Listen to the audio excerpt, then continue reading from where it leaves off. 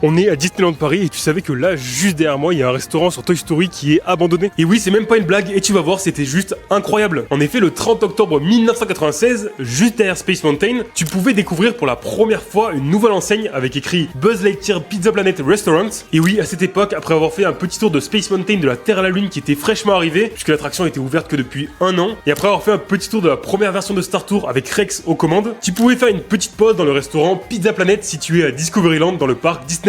Tu passais alors d'abord sous cette enseigne pour ensuite avancer un peu plus loin et te retrouver sous cette grande enseigne avec écrit Pizza Planet Restaurant, avec juste à côté une fusée où tu pouvais lire le menu, et une fois à l'intérieur tu te retrouvais plongé dans le premier film Toy Story, dans cette mythique chaîne de pizza qui est aussi une salle d'arcade où Buzz et Woody se rendent pour retrouver Andy. D'ailleurs au centre du restaurant tu pouvais voir une immense fusée rouge avec à l'intérieur les petits aliens de Toy Story en combinaison violette. Et alors justement, qu'est-ce qu'on pouvait manger dans ce restaurant Pizza Planet? Et bah ça va peut-être t'étonner, mais on pouvait manger des pizzas, mais aussi des pâtes, des salades et des desserts. Mais le plus fou, c'est que c'était un buffet à volonté qui était à seulement 17,99€ pour les adultes. Et oui, c'est complètement fou de voir des prix comme ça aujourd'hui. Et pourtant c'était bien le cas, regarde ce menu de l'époque avec le prix. Et le restaurant il a fermé ses portes en décembre 2016, donc c'est quand même pas très vieux. Et malheureusement il ne reviendra sûrement jamais. La question c'est, est-ce que toi t'as déjà mangé dans ce restaurant Pizza Planet? N'hésite pas à me le dire en commentaire. Et si tu veux découvrir tous les projets abandonnés de Disneyland Paris, n'oublie surtout pas de t'abonner.